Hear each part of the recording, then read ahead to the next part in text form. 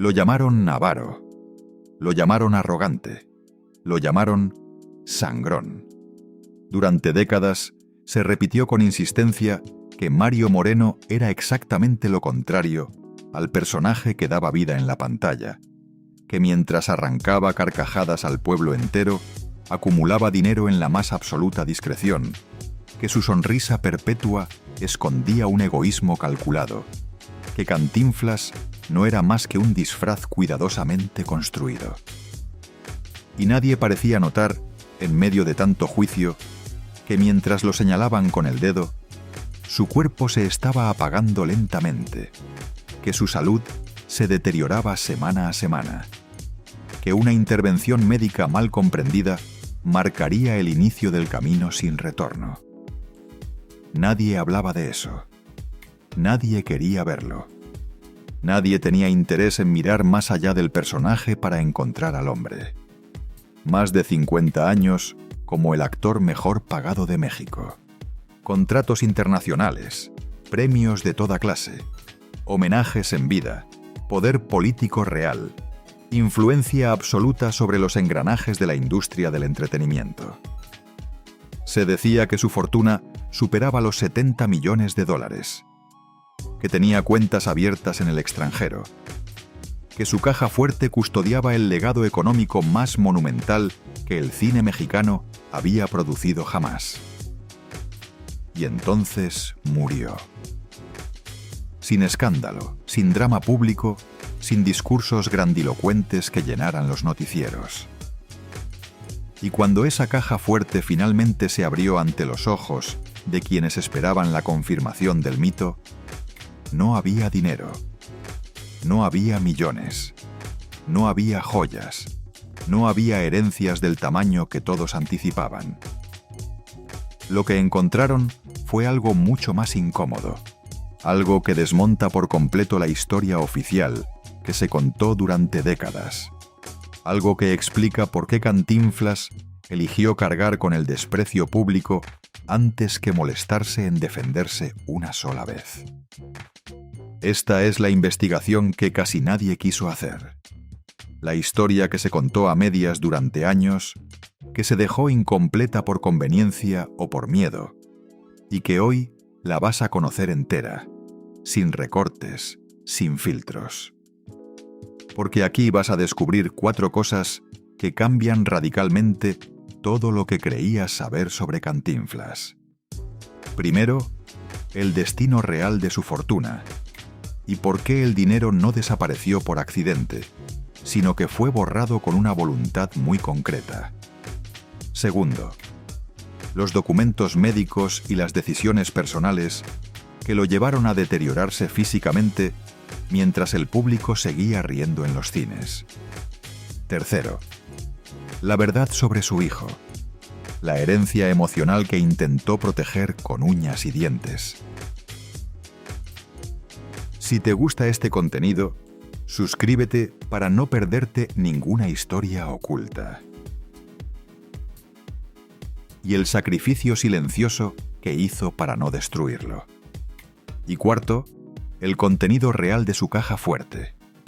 Aquello que no tiene precio en ningún mercado y que explica por qué murió señalado por tantos, pero con la conciencia intacta. Cada vez que lleguemos a una de estas revelaciones, te lo voy a decir con claridad. Esta es la primera, esta es la segunda, para que no se te escape ninguna. Pero te advierto algo. Si te vas antes del final, te pierdes la cuarta. Y la cuarta es la que hace llorar incluso a quienes durante toda su vida dijeron con convicción que Cantinflas no tenía corazón. Todo comenzó mucho antes de la fama, antes de los reflectores, antes de las portadas, antes de que el nombre de Cantinflas se convirtiera en sinónimo universal de risa y picardía popular. Comenzó en 1911, en Santa María la Redonda, un barrio áspero y sin contemplaciones de la Ciudad de México, donde la pobreza no era una etapa transitoria de la vida, era una condición permanente, estructural heredada de generación en generación. Calles estrechas, casas hacinadas, niños que aprendían antes a sobrevivir que a soñar, que conocían el hambre antes que la escuela. Ahí nació Mario Fortino Alfonso Moreno Reyes, uno de 8 hijos que lograron llegar a la adultez en una familia donde el hambre era una visita tan cotidiana que nadie se sorprendía de su presencia. Su padre murió cuando Mario aún era niño. La ausencia no llegó acompañada de explicaciones ni de despedidas emotivas. Llegó con silencio y con responsabilidades que no correspondían a su edad. Desde muy joven, entendió con una claridad brutal que nadie iba a rescatarlo, que la salvación, si llegaba, tendría que venir de sus propias manos. Vendió periódicos en las esquinas, limpió zapatos ajenos, cargó bultos en mercados, fue ayudante de todo y dueño de absolutamente nada. Probó suerte como boxeador y perdió rápido, sin gloria ni dramatismo. Entró al ejército mintiendo sobre su edad y salió igual de pobre que entró, pero más desconfiado del mundo y de las instituciones que prometían algo a cambio de nada. En ese México de las primeras décadas del siglo XX, la miseria no solo se sufría en carne propia, se heredaba como un apellido difícil de sacudir. Y Mario aprendió en ese proceso una lección que nunca lo abandonaría por el resto de su vida. Si no controlas tu propia vida, alguien más lo hará por ti, y lo hará sin pedirte permiso. Esa idea se le incrustó como una espina profunda. No era ambición todavía, no tenía el lujo de serlo. Era miedo puro. El miedo de quien ya sabe lo que es quedarse con nada. El teatro de carpa apareció en su vida como último refugio posible. Un mundo precario e itinerante. Sin garantías de ningún tipo, sin contratos que valieran, sin futuro asegurado. Escenarios improvisados en cualquier esquina, público difícil de conquistar, pagos miserables que llegaban tarde o no llegaban. Pero ahí, en ese espacio de supervivencia, descubrió algo que nadie en el mundo podía quitarle. La palabra, el ritmo, la capacidad extraordinaria de enredar el lenguaje hasta desarmar al poderoso, de hacer reír al pobre sin humillarlo, de convertir la confusión en un arma elegante. Cantinflas nació ahí, en ese barro, como una máscara necesaria para sobrevivir. Mario Moreno se escondió detrás de ella con convicción. Pero ese origen también dejó cicatrices profundas. En las carpas aprendió que el talento no protege de los abusos, que los empresarios siempre se quedan con la mayor parte de la ganancia, que los contratos desaparecen cuando conviene, que la fama es frágil como el papel mojado, que confiar en alguien puede costarte todo. Y poco a poco, el niño pobre de Santa María la Redonda empezó a construir un muro invisible alrededor de sí mismo, ladrillo a ladrillo, silencio a silencio. Cuando el éxito llegó en los años 40, con el cine, con los contratos, con el reconocimiento que cruzó fronteras, Mario ya no era ingenuo. Cada peso ganado cargaba detrás el recuerdo nítido de un plato vacío. Cada acuerdo firmado era una batalla que había que ganar antes de que alguien más se adelantara. Cada sonrisa pública ocultaba una vigilancia constante y sin descanso. Por eso controlaba todo. Por eso revisaba guiones línea por línea. Por eso desconfiaba de productores, de actores secundarios, de políticos que llegaban con la mano extendida. No era arrogancia gratuita, era supervivencia prolongada. El instinto afilado de alguien que aprendió muy temprano que el mundo no perdona la ingenuidad. El hombre que hizo reír al mundo entero había decidido no depender de nadie, y en ese proceso se volvió distante, seco, a veces cruel con quienes no entendían sus razones. El público veía al personaje encantador. El entorno inmediato convivía con el hombre real. A muchos les molestaba esa dureza sin adornos. Lo llamaron sangrón, difícil, inaccesible, imposible. Nadie parecía recordar de dónde venía. Nadie se detuvo a preguntar qué clase de infancia fabrica a un adulto que no se permite debilidades, que no puede darse el lujo de mostrar fisuras. Mario Moreno jamás quiso explicar su pasado públicamente. No daba entrevistas sobre su pobreza de origen. No romantizaba el hambre como si fuera una medalla de honor. El pasado para él era una deuda que no pensaba volver a pagar con nostalgia prestada. Y aquí hay algo que debes guardar en la memoria, porque será absolutamente clave más adelante. Mario Moreno no acumuló dinero por avaricia. Lo hizo por terror profundo a perderlo todo otra vez, a volver al punto cero, a ser nuevamente el niño que miraba la olla vacía sin saber cuándo volvería a llenarse. El niño de Santa María la Redonda nunca se fue del todo. Solo aprendió a callar con maestría. Ese silencio, esa dureza, esa fama de hombre frío e inaccesible fueron el precio que pagó por haber salido vivo de la pobreza con la dignidad intacta. El origen del sangrón no está en la soberbia, está en el miedo. A Cantinflas no lo odiaban por falta de talento. Lo odiaban porque cuando apagaban las cámaras y se apagaban los reflectores, el hombre que quedaba en pie no era el mismo que el público creía conocer y amar. En la pantalla, el personaje era el pobre ingenioso que humillaba al poderoso con un discurso torcido y una sonrisa limpia, que representaba la astucia del pueblo frente a la prepotencia del sistema.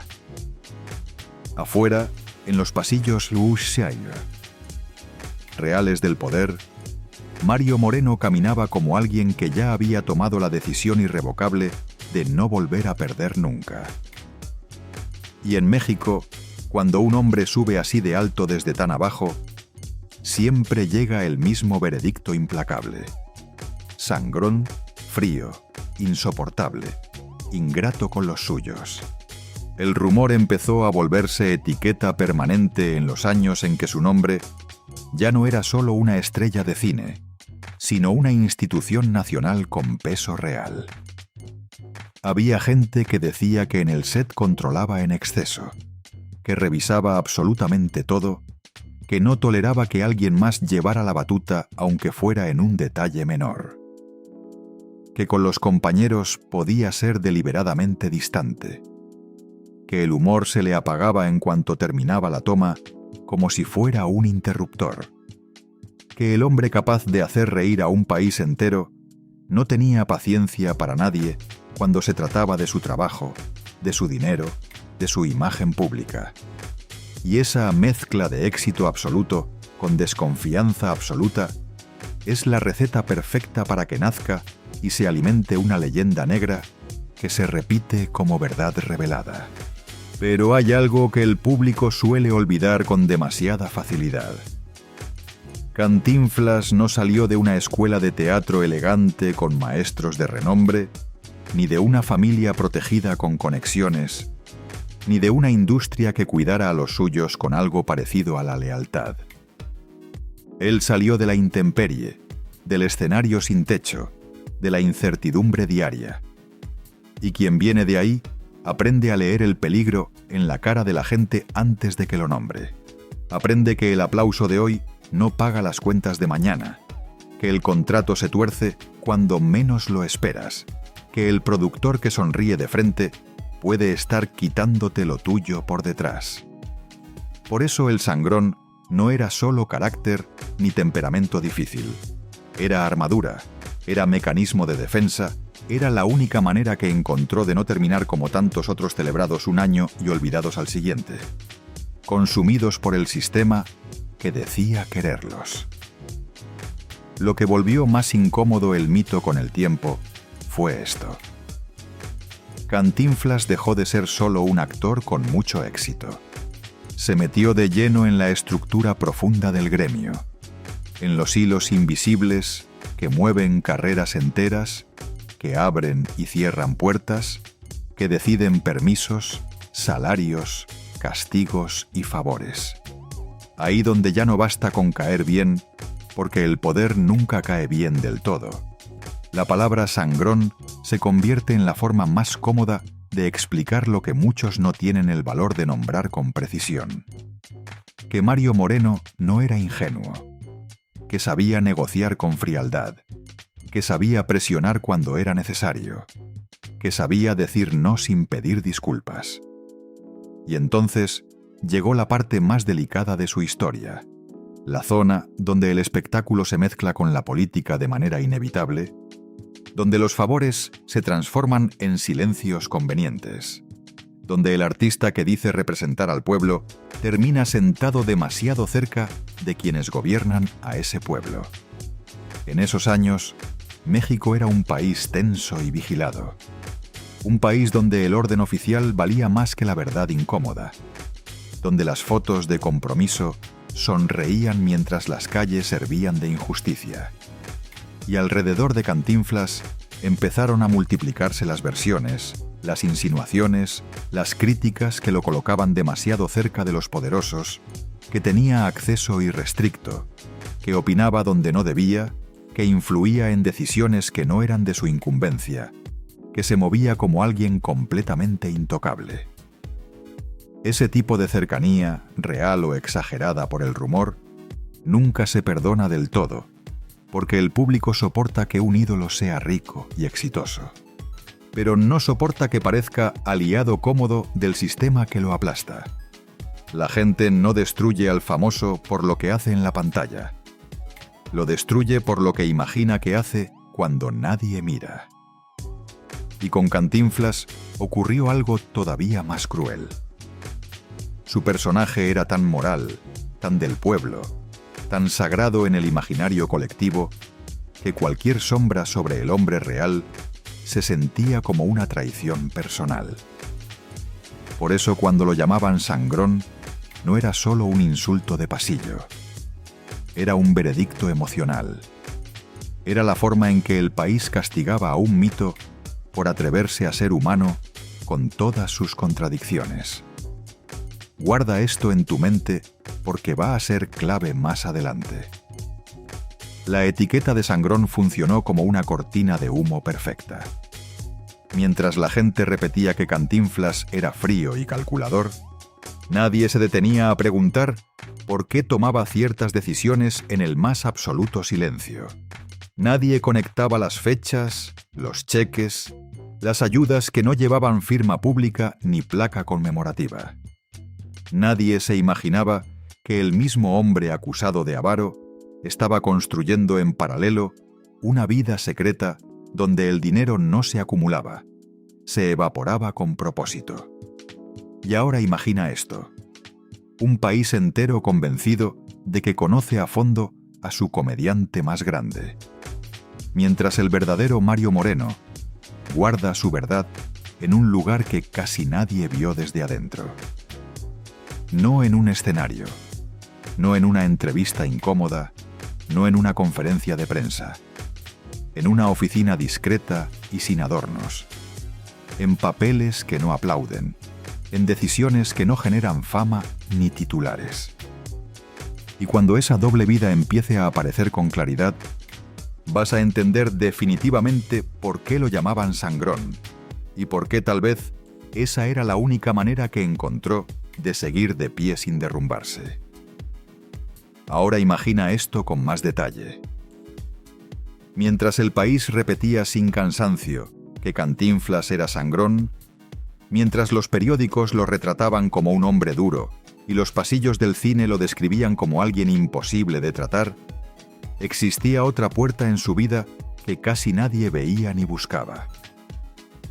No era la puerta del foro de grabación, ni la del camerino con su nombre en letras doradas, ni la del palco de honor en los eventos oficiales. Era la puerta de una oficina discreta, pequeña, funcional, sin glamour de ningún tipo. Una oficina sin aplausos, sin cámaras apostadas afuera, sin fotógrafos esperando el momento. Una oficina donde el comediante más famoso de México no entraba a ser estrella ni a cobrar aplausos. Entraba a ser algo mucho más peligroso para su propia imagen pública. Un hombre que daba porque lo que ocurría ahí no encajaba con la leyenda del avaro que todos repetían. Y por eso mismo se mantuvo en silencio durante décadas. No era caridad de alfombra roja pensada para la foto. No era una donación con cheque gigante entregado frente a las cámaras para generar buena prensa. Era un flujo constante, cotidiano, casi obsesivo, de ayuda directa a personas reales con problemas reales. Gente que llegaba con un papel doblado, una receta médica que no podían pagar, un recibo atrasado que amenazaba con quitarles el techo, una cara de vergüenza que no aparece en la televisión. Personas que no pedían fama ni reconocimiento, o pedían sobrevivir un día más. Y Cantinflas, el hombre que todos juraban que no tenía corazón, los recibía como si esa oficina sin nombre fuera su segundo escenario, el más importante, el único que realmente importaba. Solo que aquí la risa no era el final del número. Aquí el final era que alguien pudiera volver a casa con vida y con algo de dignidad recuperada. Se volvió un secreto a voces entre quienes no tenían nada que perder ni nada que guardar. El rumor corría por barrios donde la esperanza no se grita, se transmite en susurros cuidadosos. «Ve con Cantinflas», decían sin más explicación. «Te ayuda. No preguntes mucho, no hagas escándalo, simplemente ve».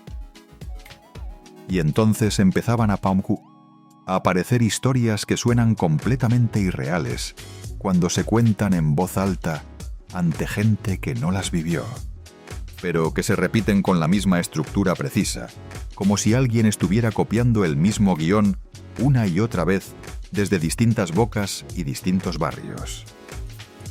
Pagó una cirugía urgente. Pagó la cuenta de un hospital cuando la familia ya no tenía más. Pagó un funeral para que alguien no terminara en una fosa común. Pagó un boleto de regreso para que alguien pudiera morir cerca de los suyos. Pagó una deuda para que no desalojaran a una familia entera en plena madrugada. Y lo hizo sin pedir agradecimientos públicos, sin usar esas historias como escudo o como defensa frente a quienes lo atacaban en los medios. Aquí hay un detalle que debes guardar con cuidado, porque va a ser muy importante más adelante. Cantinflas tenía una manera de ayudar que no dejaba huellas fáciles de rastrear. No era un sistema documentado que se pudiera seguir con un comunicado oficial. Era dinero que salía de sus manos y desaparecía en la vida de otros como si nunca hubiera existido en la suya. A veces era efectivo directo. A veces era un cheque sin nombre llamativo. A veces era una llamada telefónica que abría una puerta que de otra manera permanecería cerrada. Y si tú estás pensando lo mismo que yo en este momento, ya entiendes por qué, cuando años después abrieron su caja fuerte, el país se quedó paralizado. Porque el dinero no estaba donde todos lo buscaban con tanta expectativa. Estaba disperso en cientos de vidas anónimas que nunca aparecieron en los homenajes ni en los discursos fúnebres.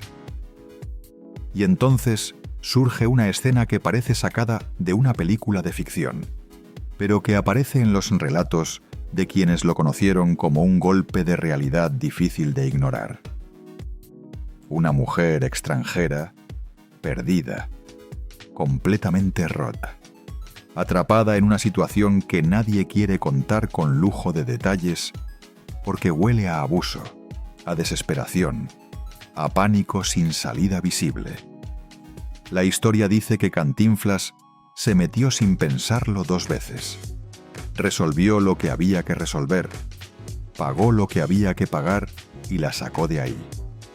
La mandó de regreso a su país con dinero suficiente, con una salida real, con una segunda oportunidad que no venía en ningún titular ni generó ninguna nota de prensa. Y si esto te incomoda, es exactamente porque rompe la caricatura con que muchos lo recuerdan. Porque un hombre verdaderamente avaro no arriesga su tranquilidad, su nombre ni sus recursos por alguien que no puede darle absolutamente nada a cambio. Pero lo más fuerte no es una sola historia aislada. Son las muchas que se acumulan con la misma estructura. Los que lo conocieron por esa vía, los que tocaron esa puerta sin esperanza, no lo recuerdan como el gran artista de la pantalla. Lo recuerdan como un gesto concreto, como alguien que escuchaba sin humillar ni dar lecciones, como alguien que entendía la vergüenza profunda de tener que pedir ayuda porque él mismo había sido el niño que miraba la olla vacía sin poder hacer nada. Y por eso no daba discursos de superación personal. Por eso no daba lecciones de vida con frases para enmarcar. Solo resolvía, como si estuviera saldando una deuda personal e impagable, con la pobreza que lo vio nacer y que nunca olvidó del todo. A lo mejor tú también has visto esto en la vida real. Gente que se vuelve dura e impenetrable por fuera porque por dentro se desborda de una manera que no sabe manejar. Gente que prefiere que la llamen sangrón e insensible antes que reconocer públicamente que tiene miedo de llorar. Cantinflas encaja perfectamente en esa clase de personas difíciles de entender desde afuera. El país lo necesitaba como símbolo puro e intocable. Y él entendió que si mostraba demasiado, lo iban a despedazar sin misericordia. Así que eligió el disfraz perfecto para sobrevivir. Que lo odiaran, que lo criticaran sin parar, que pensaran lo peor de sus intenciones. Mientras tanto, él construía en silencio una versión secreta de sí mismo que solo conocían quienes llegaban al borde con las manos vacías.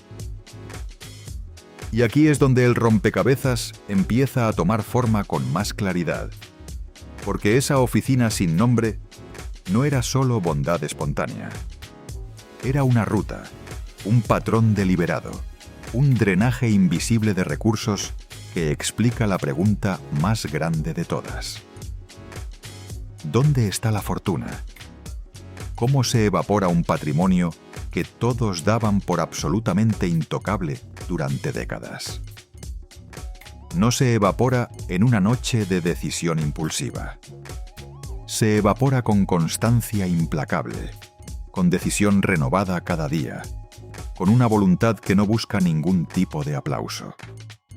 Lo que viene después es todavía más inquietante, porque si Cantinflas ayudaba así, si soltaba el dinero de esa manera tan metódica, si lo hacía sin registro y sin ruido deliberado, entonces la caja fuerte no era el lugar donde guardaba su riqueza acumulada.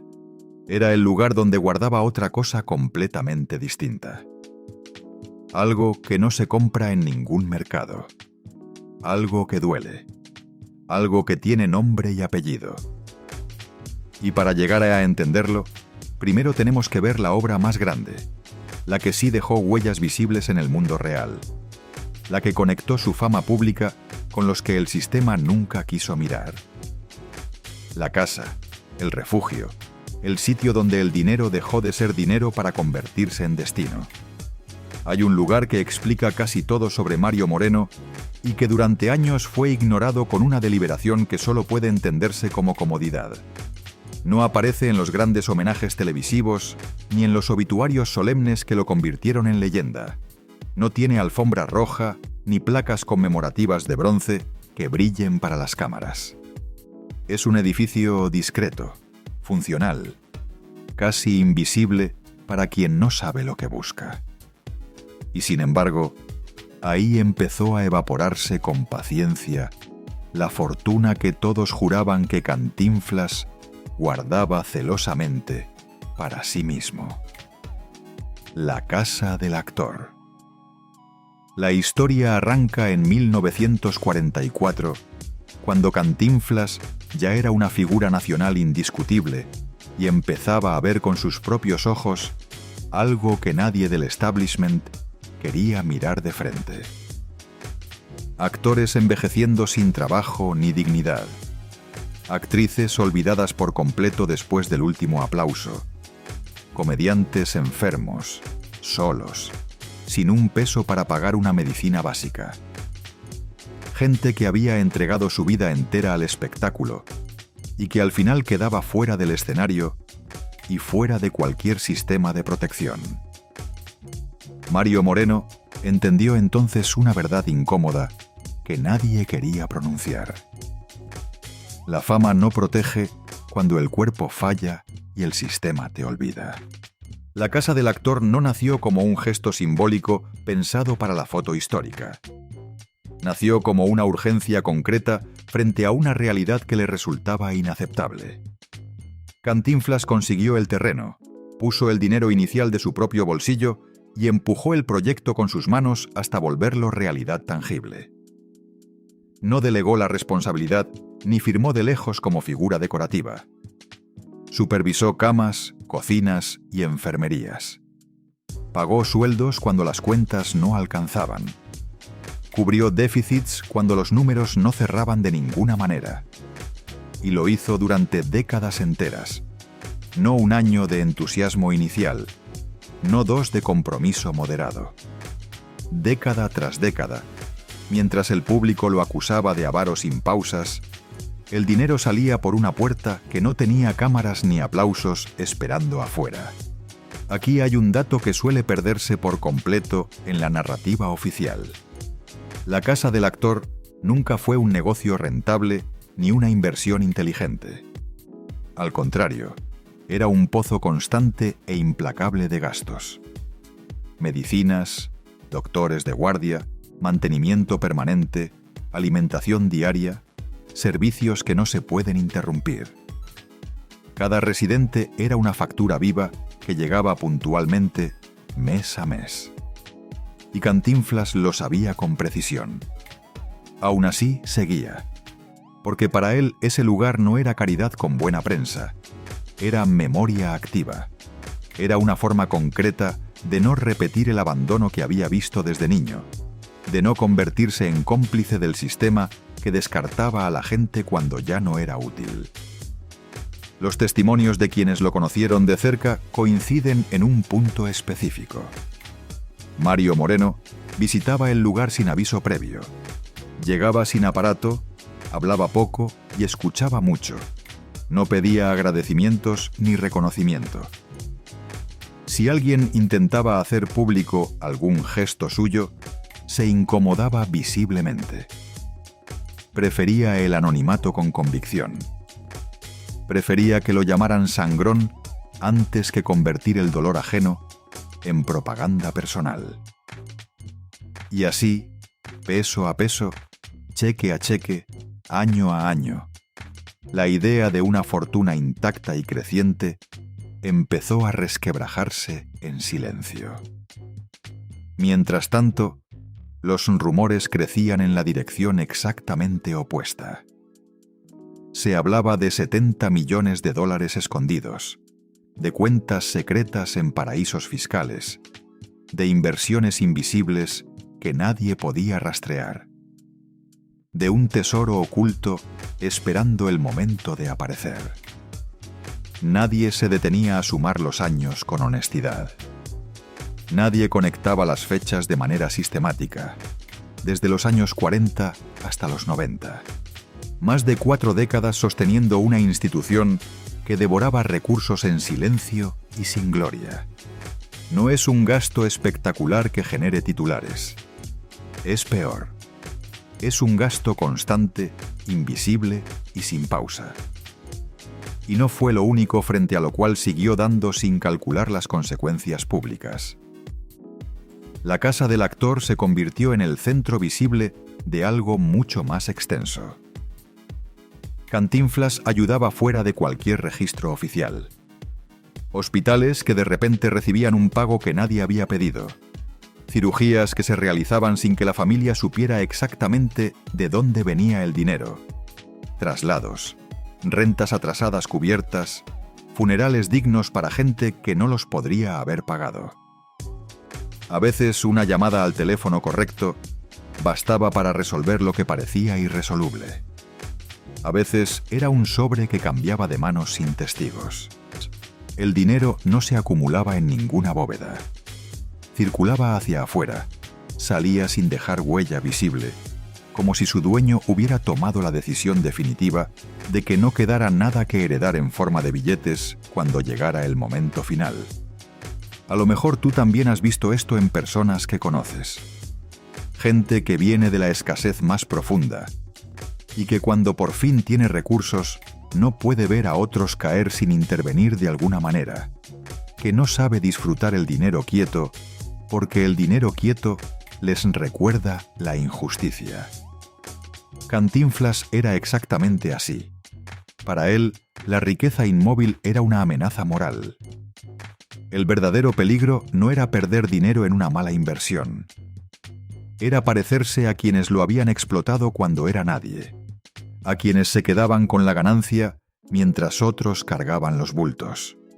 Por eso, cuando años después se abrió la caja fuerte y no apareció la fortuna prometida por los rumores, la sorpresa fue colectiva y ruidosa.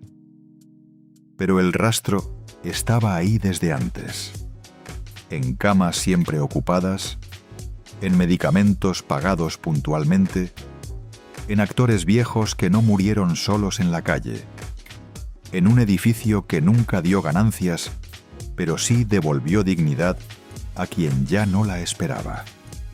La casa del actor no fue un proyecto paralelo a su vida real. Fue el eje central de su legado verdadero, el lugar donde el mito del avaro empezó a morir en silencio año tras año. Y también fue la pista más clara y más ignorada de que Cantinflas no estaba guardando dinero para el gran final. Estaba vacío a propósito, con una determinación que pocas personas tienen el carácter de sostener durante décadas. Y aquí, el rompecabezas se vuelve más íntimo y más doloroso.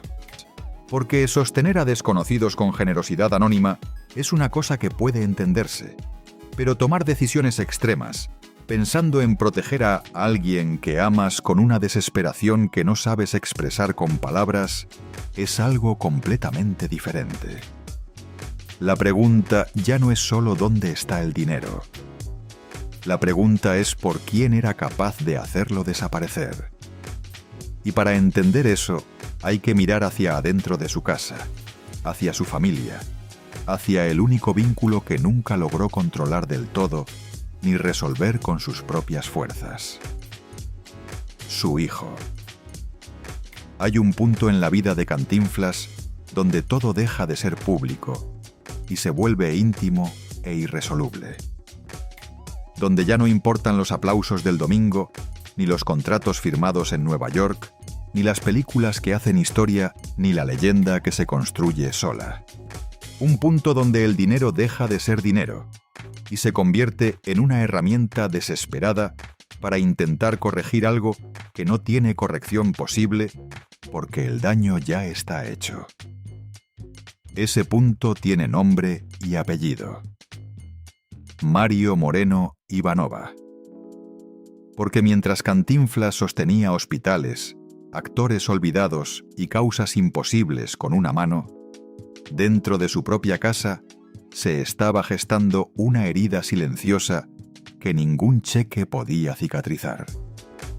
Una relación marcada desde el principio por la distancia, por la incomprensión mutua y por una culpa que nunca supo cómo nombrar en voz alta sin que sonara a excusa. El hijo que llegó tarde a la vida de un hombre que ya pertenecía al mundo. El heredero que creció rodeado de privilegios materiales sin que le faltara nada tangible, pero que creció lejos del hombre que el país entero sentía como propio y familiar. Mario Moreno Ivanova nació en 1960, cuando Cantinflas ya era una figura de dimensión mundial con compromisos en varios continentes. El niño no conoció la pobreza que había formado a su padre. No conoció la calle, no conoció el hambre, no conoció la incertidumbre de no saber si habría algo en el plato al día siguiente. Y ahí empezó el abismo entre los dos. Porque Cantinflas no sabía ser padre desde la abundancia. Sabía sobrevivir, sabía resistir golpes, sabía dar sin que le pidieran, pero no sabía quedarse. No tenía el vocabulario emocional para eso. Las ausencias se fueron acumulando sin que nadie las nombrara. Giras que se extendían meses, rodajes en el extranjero, compromisos políticos que no se podían rechazar, viajes que nunca terminaban. El niño creció viendo a su padre más en la televisión que en la mesa del desayuno, y cuando finalmente coincidían en el mismo espacio, el peso aplastante del mito se interponía entre los dos como un muro invisible. No era fácil hablarle como hijo al hombre que hacía reír a presidentes y multitudes de miles de personas. No era fácil ser hijo de alguien que pertenecía más al imaginario colectivo del país que a su propia familia. Con los años, esa distancia acumulada se transformó en tensión permanente. Testimonios de personas cercanas hablan de discusiones mal resueltas, de reproches que nunca se dijeron del todo, de silencios que duraban demasiado para ser sanos. Cantinflas intentaba compensar con dinero lo que no lograba dar en palabras y en presencia. Propiedades, apoyos económicos, accesos que solo alguien con su nombre podía abrir. Pero el vacío seguía creciendo por debajo de todo eso. Y cuando la madre de Ivanova murió en 1966, el quiebre se volvió definitivo e irreversible. Padre e hijo quedaron solos frente a frente, sin ningún puente emocional que los uniera, ni nadie que pudiera construirlo. Aquí aparece un patrón que explica muchas cosas que de otra manera parecen contradictorias. Cantinflas ayudaba a desconocidos con una facilidad y una generosidad que no lograba replicar en su propia casa. Podía resolverle la vida completa a alguien en una oficina anónima en menos de una hora. Pero se paralizaba frente al dolor de su propio hijo sin saber qué hacer con él. Y esa contradicción dolorosa lo persiguió hasta el final sin que encontrara la manera de resolverla. En los años 80 y 90, la relación se volvió todavía más compleja y menos manejable. Ivanova buscó su propio camino con la urgencia de quien necesita demostrar que existe más allá de un apellido enorme. Tomó decisiones que no siempre contaron con el respaldo ni la comprensión paterna. Se habló de excesos, de errores que costaron caro, de caídas que no se comunicaron abiertamente.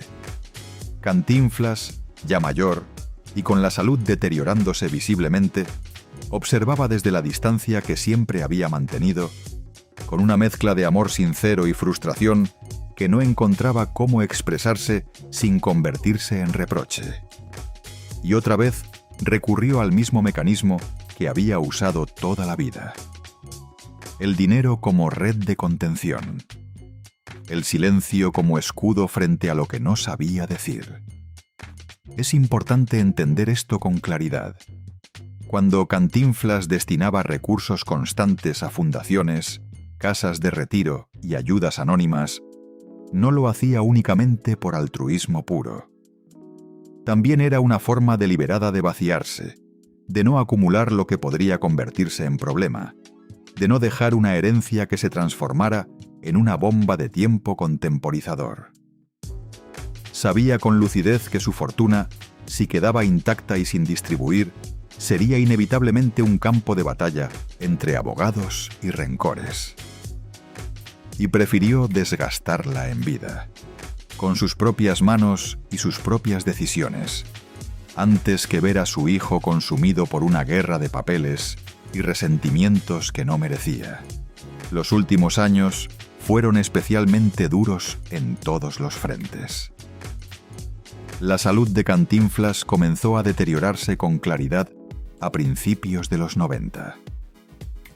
Parkinson, problemas respiratorios serios, una fragilidad física que contrastaba brutalmente con la imagen del hombre imparable que el país tenía grabada en la memoria. Y en medio de esa decadencia que no se podía frenar, la relación con su hijo entró en una zona ambigua y sin resolución limpia. Cercanía intermitente que nunca se consolidaba, ayuda constante que llegaba sin las palabras que deberían acompañarla, afecto torpe que no encontraba el canal correcto, nada completamente resuelto entre los dos. Cuando Cantinflas murió el 20 de abril de 1993, el país lloró a un ídolo nacional como se lloran muy pocos.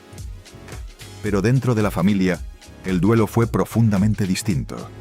No hubo cierre limpio, no hubo conversación final que pusiera las cosas en su lugar, no hubo una reconciliación clara que pudiera contarse sin matices que la compliquen.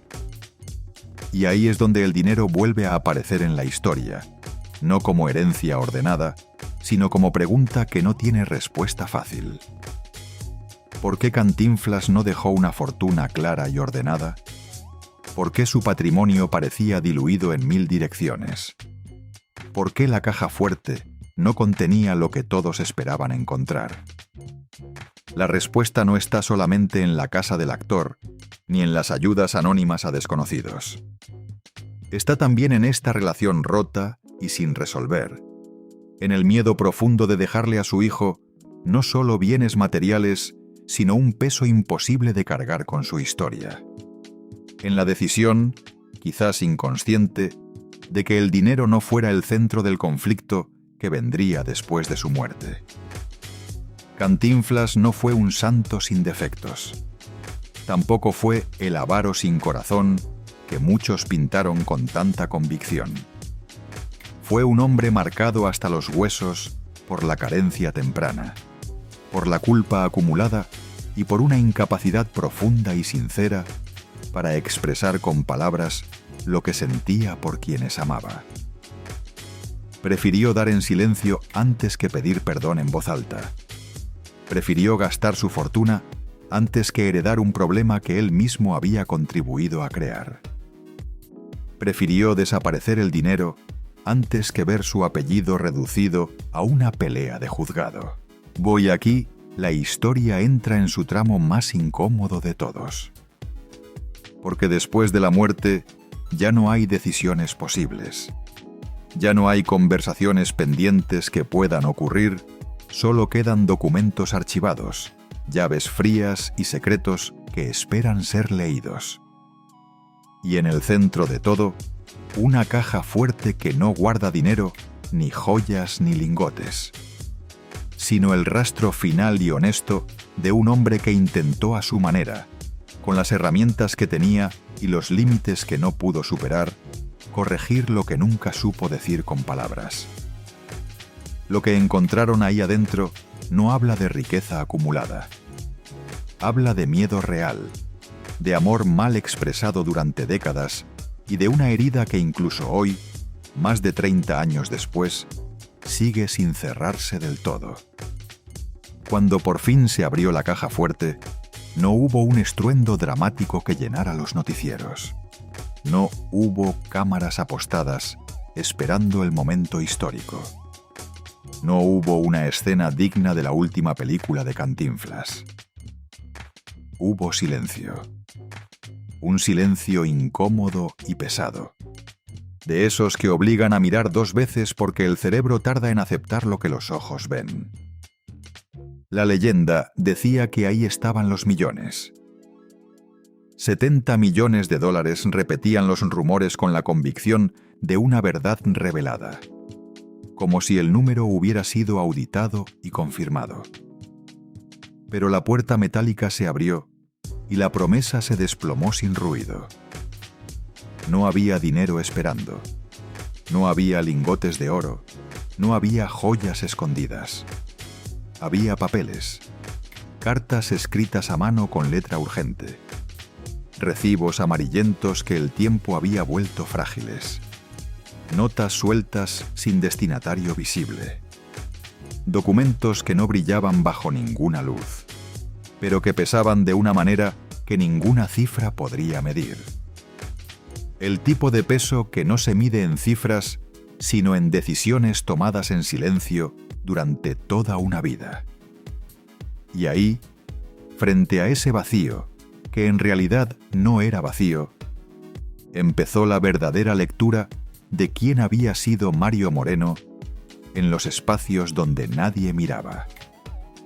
Porque el dinero no había desaparecido en ningún fraude cinematográfico. No se lo había tragado ningún socio invisible ni ninguna inversión fallida. El dinero había salido durante décadas, gota a gota, con una disciplina que solo tiene quien ha decidido vaciarse a propósito y con convicción. La caja fuerte no guardaba riqueza acumulada, porque la riqueza ya había cumplido su función mientras él vivía. Sostener a quien se caía, rescatar a quien nadie más rescataría, proteger a quien el sistema había expulsado, evitar que otros repitieran el final que él había visto desde niño en las calles de Santa María la Redonda. El resto, en su escala de valores, era simplemente ruido.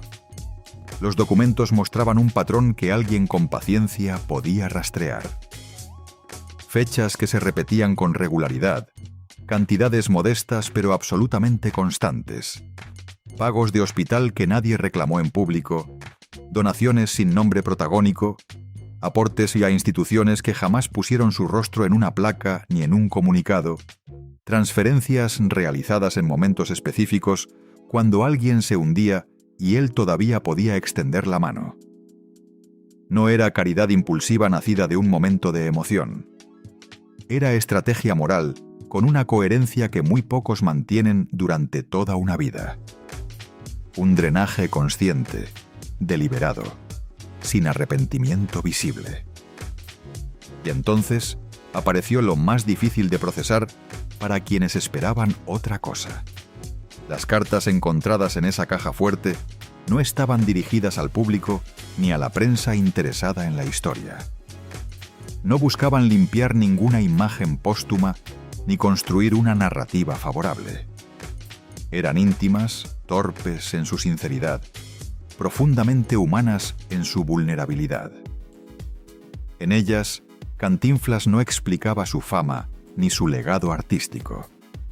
Explicaba su miedo.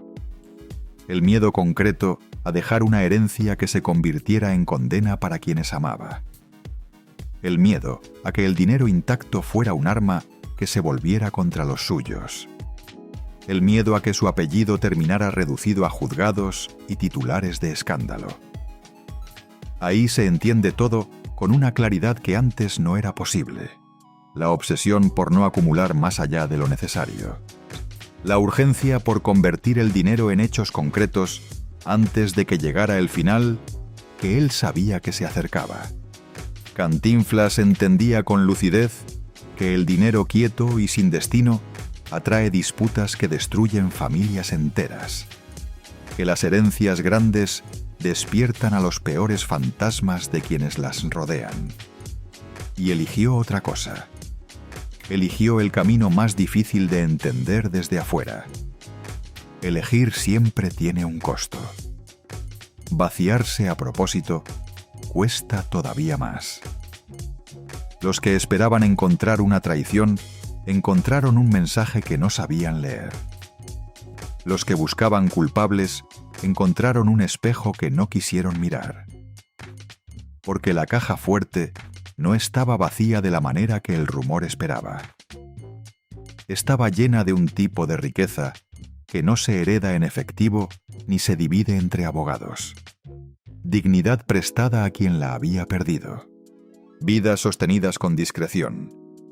Silencios comprados no para protegerse a sí mismo, sino para proteger a otros. A lo mejor tú también pensaste alguna vez que alguien poderoso te había fallado porque no dejó lo que esperabas que dejara. A lo mejor confundimos éxito con acumulación como si fueran la misma cosa. Cantinflas no cometió ese error. Él entendió algo que casi nadie acepta con comodidad: que la verdadera herencia no es lo que se guarda para que otros lo reclamen. Es lo que se impide que estalle cuando ya no estás para controlarlo. Cuando se cerró la caja fuerte por última vez, la pregunta ya no era dónde estaba el dinero.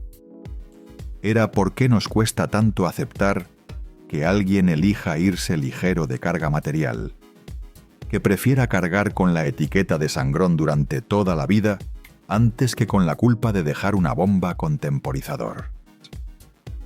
Y en ese gesto final, sin discursos preparados, ni aplausos esperando afuera, Cantinflas dejó claro algo más incómodo todavía. El personaje hacía reír al mundo. El hombre decidió pagar en silencio. Y ese silencio, ahora que sabemos lo que contenía, no era vacío. Era una elección tomada con plena conciencia. Cuando todo terminó, cuando los documentos fueron archivados por última vez, cuando las cuentas quedaron en ceros y la caja fuerte volvió a cerrarse sin ceremonia, México se quedó con una sensación difícil de procesar. No era exactamente decepción, no era enojo dirigido a algún responsable, era algo más difícil de nombrar con precisión. La certeza lenta e incómoda de haber juzgado mal a un hombre durante toda una vida sin molestarse en verificar si el juicio era justo. Porque Cantinflas no murió pobre, como algunos insinuaron con satisfacción. Murió vacío a propósito, con una determinación que requiere un carácter que muy pocos tienen. El error colectivo fue creer que su legado debía medirse necesariamente en dinero acumulado. 70 millones, cifras redondas y fáciles de repetir en titulares que no requieren explicación. Pero Cantinflas nunca vivió para los números, ni para los titulares que lo simplificaban.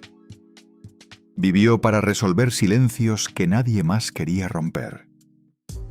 Para apagar incendios que no aparecían en ningún periódico.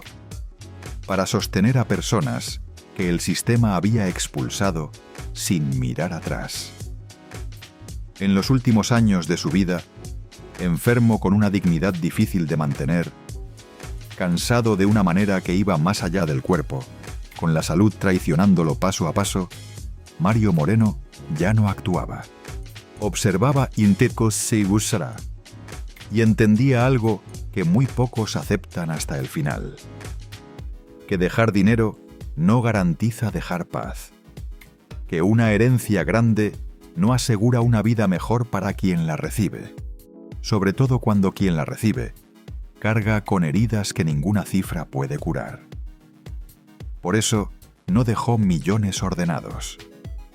Por eso no dejó fortunas intactas esperando ser divididas.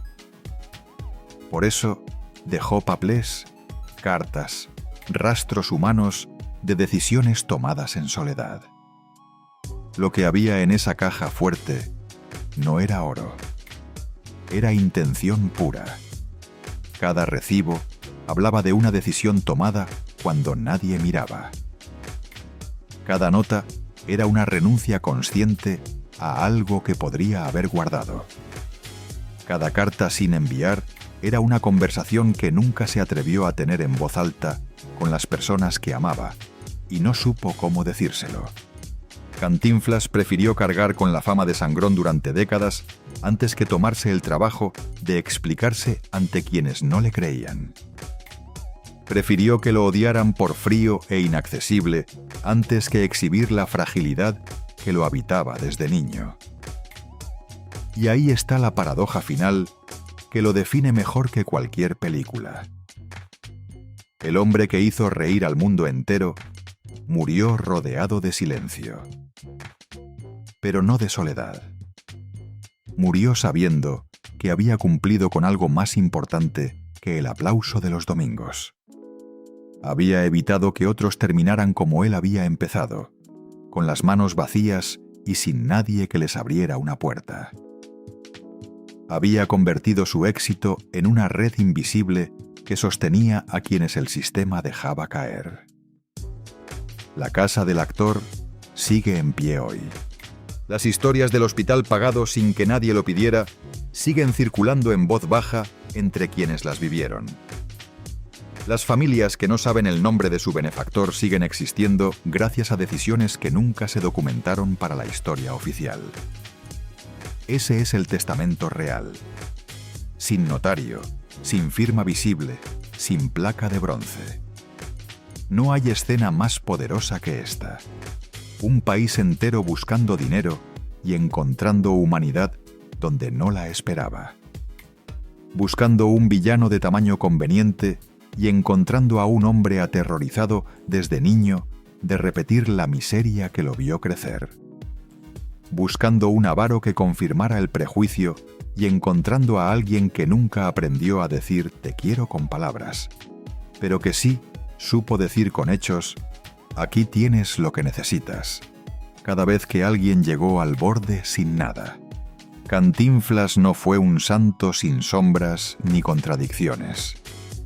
Fue contradictorio, duro, a veces profundamente injusto con quienes tenía más cerca, pero fue coherente hasta el último día con lo que había decidido ser. Nunca prometió salvación ni redención fácil. Nunca pidió perdón públicamente por nada. Nunca se defendió de las acusaciones que llovían sobre él. Simplemente actuó según su propia lógica y se fue cuando llegó el momento. Hoy su figura sigue viva en las películas que se pasan de generación en generación, en las frases que repiten quienes no vivieron su época, en la risa colectiva de un país que lo necesitaba para reírse de sí mismo. Pero hay otra versión que casi nadie recuerda con la misma claridad. La del hombre que eligió desaparecer su fortuna para que otros no desaparecieran en el olvido. La del ídolo que decidió que su último acto no sería en ningún escenario iluminado, sino en el silencio de una decisión que nadie aplaudiría, porque nadie la vería. Eso es lo que realmente había en su caja fuerte. No dinero esperando ser contado. No secretos escandalosos que alimentaran el morbo. Había una vida completamente gastada en otros, sin pedir recibo ni reconocimiento. Y tal vez por eso, cuando finalmente entendemos quién fue realmente Mario Moreno, más allá del personaje, ya no queda nada que reclamarle. Solo queda aceptar que algunos hombres